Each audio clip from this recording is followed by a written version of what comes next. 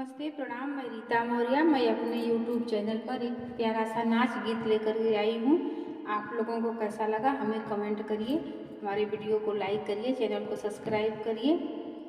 आंगना बहारत रहली टोटली बढ़निया ससुगरिया वीरन भैया, ससुगरिया वीरन भैया। आंगना बहारत रहली टोटली बढ़निया ससुगरिया वीरन भैया, ससुगरिया वीरन भैया। का तो हूँ सासु गरिया वालो वीरन भैया, भैया मोरे आँखी के पुतरिया, भैया मोरे आँखी के पुतरिया।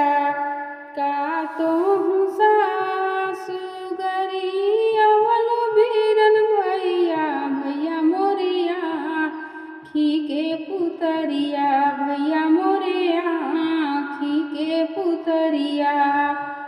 जब मोर भैया पहुँचे सासु दुआरवा, सासु बिछावै टूटही खटिया, सासु बिछावै टूटही खटिया।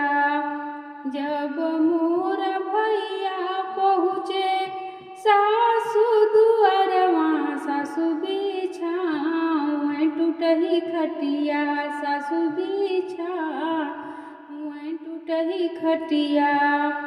का तो हूँ सासु बिछावलो टूटही खटिया, भैया मोर पालना के सोवैया, भैया मोर पालना के सोवैया। का तो हूँ सासु बिछावलो टूटही खटिया, भैया मोर पालना के सोवैया, भैया मोर पालना के सोवैया। अंगना बहारत रहली टूटनी बढ़निया जेठनी गरिया वही वीरन भैया, ननदा गरिया वही वीरन भैया। कहा तो हूँ जेठानी गरिया वालो वीरन भैया, भैया मोरे आँखी के पुतरिया, भैया मोरे आँखी के पुतरिया।